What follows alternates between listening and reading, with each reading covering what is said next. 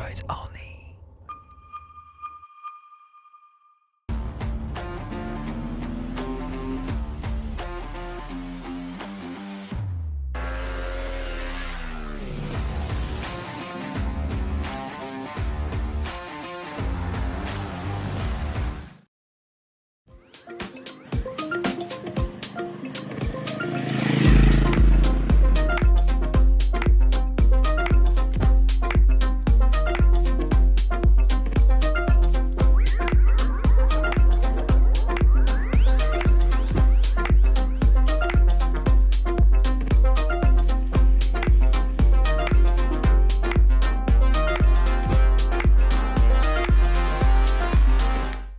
Salut à tous, bienvenue sur Motor Live. Aujourd'hui, nous sommes sous le soleil de la Sardaigne pour essayer une moto super importante pour le marché, la Royal Enfield Himalayan 450.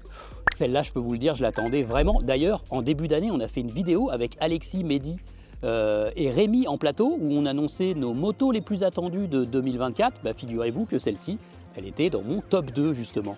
Donc, bienvenue en Sardaigne. Allez, je vous emmène à bord de cette nouvelle Royal Enfield totalement révolutionnaire pour la marque. C'est parti.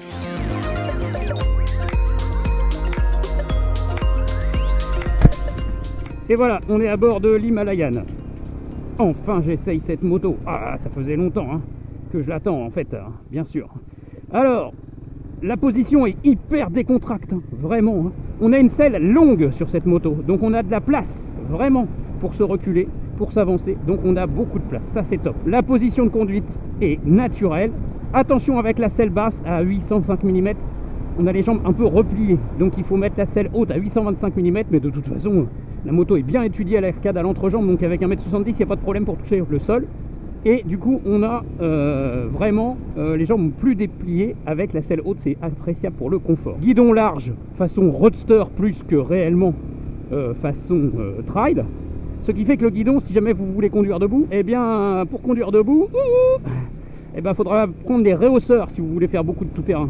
Parce qu'il est un petit peu bas. Bon, l'environnement hyper moderne, parce que là, on a un gros compteur rond TFT. J'en parlerai dans la partie en détail, qui est hyper lisible. C'est vraiment appréciable. Ce qu'on constate tout de suite, c'est la maniabilité de la moto. Franchement, elle est hyper maniable. Elle est hyper facile à prendre en main. Et c'est un vrai vélo. Ouh, une petite glisse, yes! Donc ça, c'est top. On remarque aussi rapidement un très bon comportement de suspension, avec des suspensions Showa qui sont souples mais hyper bien amorties. Il y a un très bon travail d'hydraulique comme de ressort. L'amortisseur arrière sur biellette, il fait vraiment un bon boulot. Ça participe du confort général de cette moto qui, de toute façon, ça fait partie vraiment de ses qualités. Elle est hyper confortable cette moto, vraiment. On le ressent. Bon, alors là, vous voyez devant moi, il y a ce petit pare-brise de série. Au niveau de la protection, j'ai envie de dire qu'il est comme dans le deuxième T du prénom Mathieu, il sert à rien. Il faudra absolument prendre le pare-brise haut. Mais sinon, c'est un environnement moderne. Bon, donc très bonne suspension qui permettent à la moto d'avoir un bon comportement en tout terrain quand même. Elle absorbe bien les chocs. Et puis sur la route, c'est bien freiné, on peut rouler. Il y a un transfert de masse vers l'avant parce qu'il y a 200 mm de débattement, mais c'est pas, ça fait pas un cheval à bascule. La moto, elle est très saine en fait. On a naturellement envie d'enrouler facilement les virages et rapidement les virages parce qu'elle est rigide, plus rigide que nos Royal Enfield habituels et vraiment saine de suspension, de châssis, de précision. La limite, ce sera les pneus CEAT, toujours de chez Royal Enfield, avec un grip assez moyen finalement. Ça, c'est pas terrible, c'est un grip un peu moyen. Mais par contre, également en off-road, parce que là, en fait, ils n'ont pas du tout d'accroche, ces pneus en off-road, dans la terre sèche et dans la poussière, là. On touche à peine la pédale de frein que tout glisse de l'arrière. Mais sinon, c'est pas mal. C'est un très bon comportement routier et surtout, tout de suite, on remarque un très très bon confort. Suspension, selle, tout, position, c'est génial. Alors le moteur, très important, tout nouveau moteur, Royal Enfield, là. Attention, Donc là, le moteur, alors ce qu'on peut dire, c'est que c'est un mono moderne, on voit dans son fonctionnement qu'il n'y a plus rien de commun avec les anciens monos Royal Enfield. Là, on jurerait être sur un moteur européen ou japonais. Il est conforme malgré tout à la philosophie de Royal Enfield. Comprenez par là qu'il ménage assez de souplesse. Regardez une petite épingle là, hop, c'est compliqué, mais non, ça passe bien. Hop, un petit coup d'embrayage, on repasse. J'aurais pu la passer en deux. Là, tiens, je vais la passer en deux, cette épingle là, voilà, sur le poum poum. Pouf, pouf, pouf, pouf, pouf, pouf, et voilà, ça repart. J'ai pas touché l'embrayage, super bien. Donc il ménage quand même un peu de souplesse. On peut naviguer sous 3000 tours sur les intermédiaires. Après, en 5 et en 6, non, il cogne un peu quand même, mais ça va. Hein. Et puis il vibre presque pas grâce au balancier d'équilibrage. Et puis il est surtout vigoureux à mi-régime. Cela dit, c'est quand même un moteur Royal Enfield. C'est-à-dire qu'ils n'ont pas cherché une puissance maxi. On n'a pas non plus une moto qui grimpe vraiment très fort dans les tours. Un moteur plus vif quand même que l'ancien Himalayan, ça c'est pas dur. Hein. Et également beaucoup plus coupleux aux allures usuelles, entre 80 et 120. Bah ça c'était pas dur non plus parce que là on double la puissance. Hein. Mais vraiment beaucoup plus facile ce moteur d'exploitation et puis beaucoup plus disponible surtout. Moteur beaucoup plus disponible. Alors ensuite on a une boîte de vitesse qui est vraiment très souple, très douce.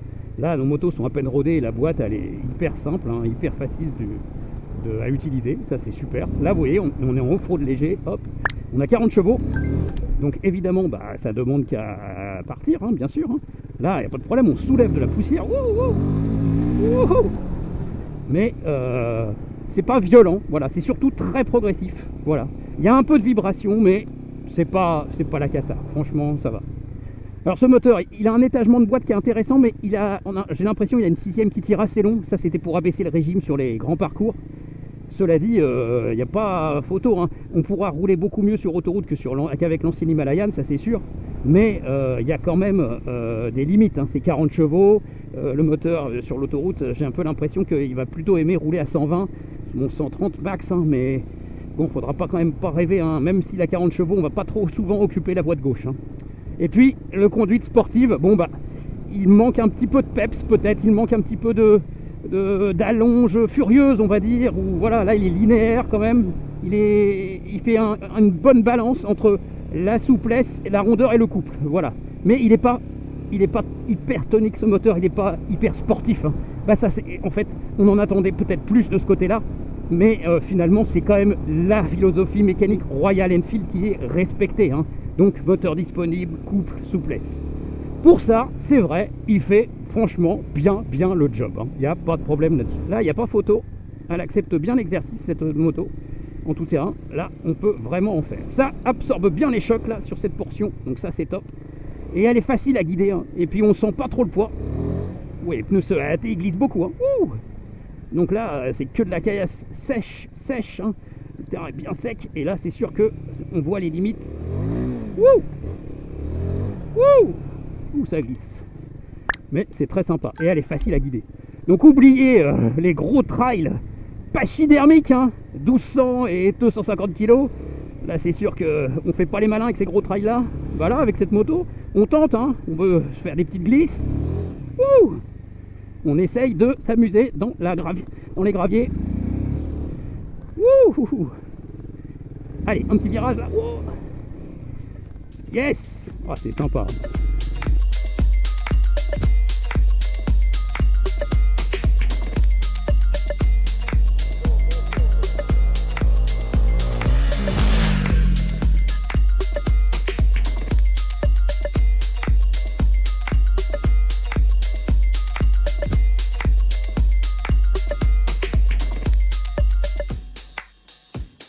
Allez, un petit tour de la nouvelle Royal Enfield Himalayan, tour statique. Alors regardez, la moto, elle est beaucoup plus moderne de ligne. Franchement, elle rajeunit complètement l'esprit et la philosophie Himalayan. Elle a été dessinée par un Français qui s'appelle Antoine, qui est présent sur cette présentation presse, qui n'était pas peu fier de nous montrer cette moto. J'ai fait un plateau technique spécial moteur, donc là, je vous parlerai surtout de tout ce qu'il y a autour de cette moto. Donc, on retrouve un phare à LED, bien sûr avant, avec des clignotants à LED. Éclairage qu'on n'a pas testé de nuit, hein, bien sûr, mais en tout cas bien moderne. À l'arrière, il y a aussi deux clignotants à LED qui font office de feu stop. À l'avant, c'est une roue de 21 pouces qui a été choisie. Donc là, on va vraiment vers la possibilité off-road, bien sûr.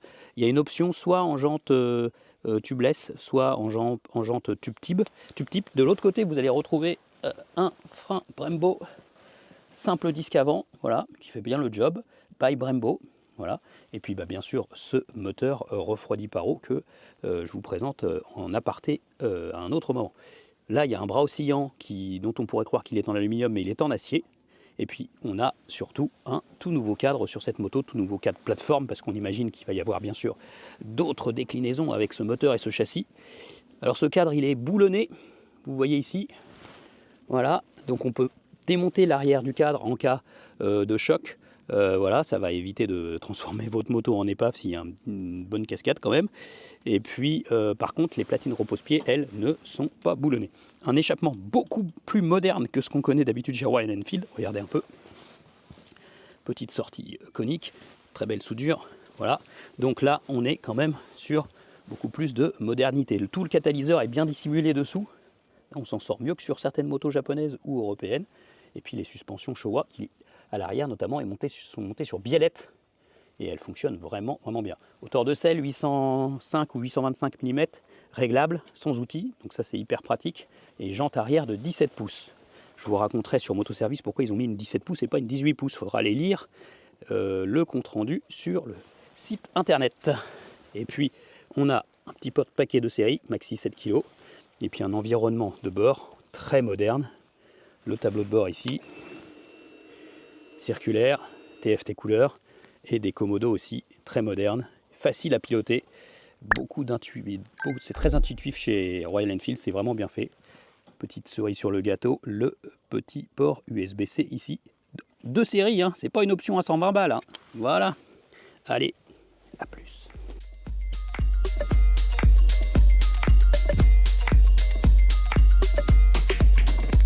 Alors ce n'est pas très souvent, mais là on en a l'occasion. On a un moteur sol sur un socle, vu en coupe. Donc ça c'est super pour vous parler de ce tout nouveau moteur. Donc c'est une vraie révolution pour Royal Enfield, tout simplement parce qu'il est refroidi par eau. Premier moteur refroidi par eau.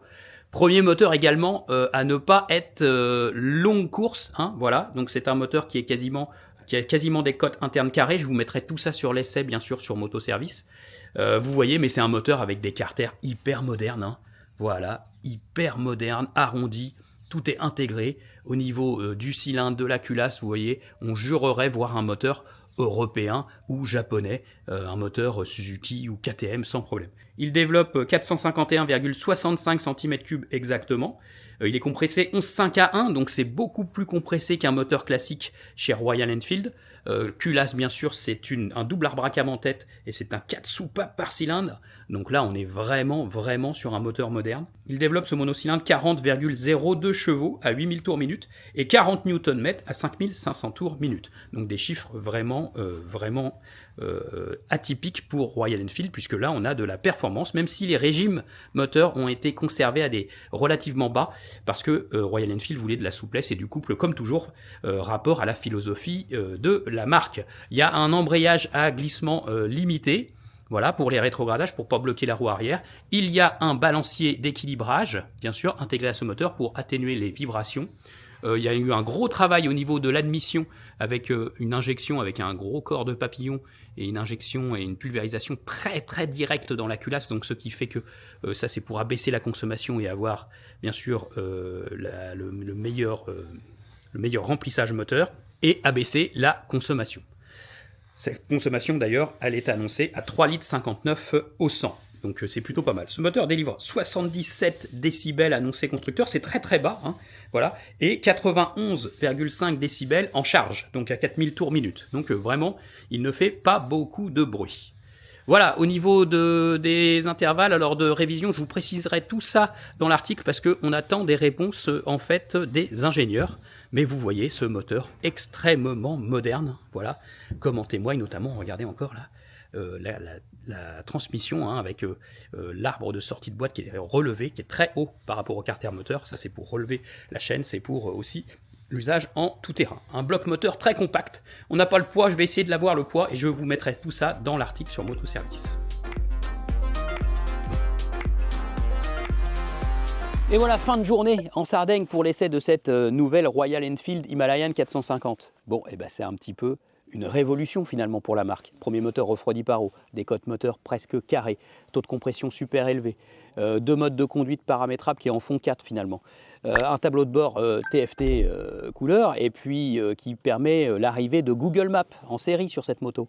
Petit port USB bien pratique, tout. Enfin voilà, franchement, c'est une moto très complète qui respecte la philosophie et l'esprit Himalayan, mais on fait un vrai bond dans la modernité à bord de cette moto.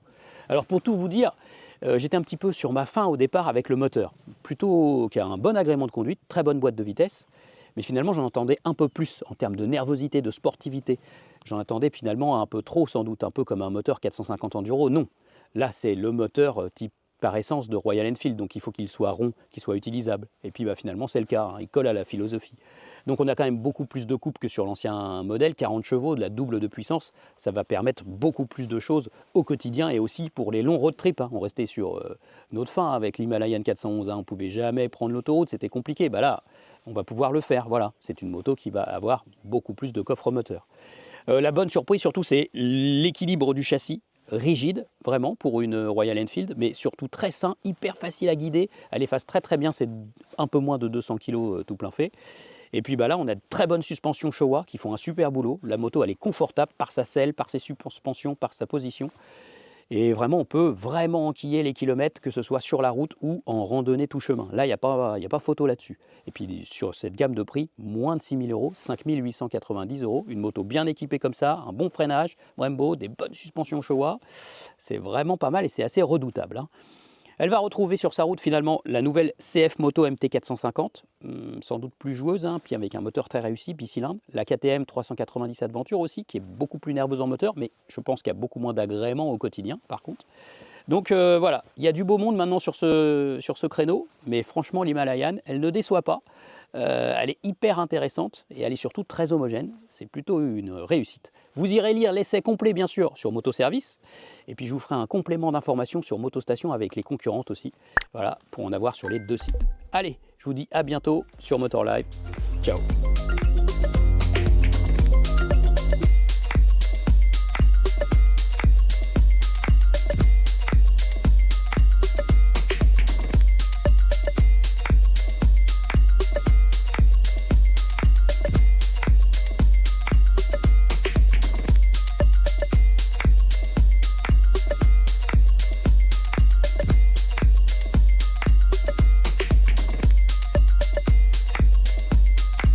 Ouais, je pense. Et Non, tout marche j'ai bien. un truc de- Ça marche. We're gonna move.